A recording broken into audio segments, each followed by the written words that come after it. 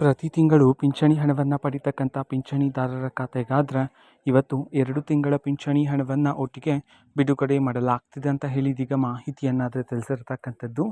So ಬನ್ನಿ ಇದರ ಬಗ್ಗೆ ಮಾಹಿತಿಯನ್ನು ಈ ವಿಡಿಯೋದಲ್ಲಿ ನಾವು ತಿಳ್ಕೊತಾ ಹೋಗೋಣ. ವಿಡಿಯೋವನ್ನು ಸ್ಟಾರ್ಟ್ ಮಾಡ್ತೀನಿ. ಅದಕ್ಕಿಂತ ಮೊದಲು ನೀವಿನ್ನೂ ನಮ್ಮ ಚಾನಲ್ಗೆ ಸಬ್ಸ್ಕ್ರೈಬ್ ಮಾಡದೇ ಇದ್ದರೆ ಈ ಕೂಡಲೇ ಚಾನಲ್ಗೆ ಸಬ್ಸ್ಕ್ರೈಬ್ ಮಾಡ್ಕೊಳ್ಳಿ ಮತ್ತು ಲೈಕ್ ಮಾಡಿ. ಈಗ ನಾವು ಮಾಹಿತಿಯನ್ನು ತಿಳ್ಕೊತಾ ಹೋಗೋಣ. ಹೌದು, ಇವತ್ತು 2 ತಿಂಗಳ ಪಿಂಚಣಿ ಹಣವನ್ನು ಬಿಡುಗಡೆ ಮಾಡಲಾಗ್ತಿದೆ ಅಂತ ಹೇಳಿ ಇದೀಗ ಮಾಹಿತಿಯನ್ನಾದರೂ ತಿಳಿಸಿರ್ತಕ್ಕಂಥದ್ದು.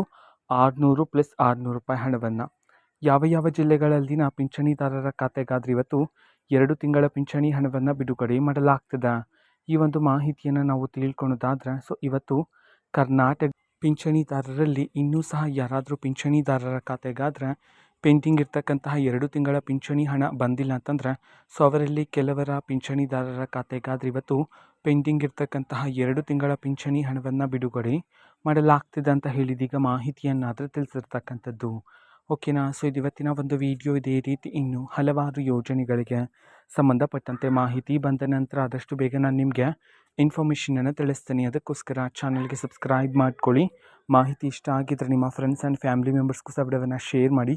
ಜೊತೆಗೆ ಚಾನಲ್ಗೆ ಸಬ್ಸ್ಕ್ರೈಬ್ ಮಾಡಿಕೊಂಡು ಸಪೋರ್ಟ್ ಮಾಡಿ. So thank you, bye.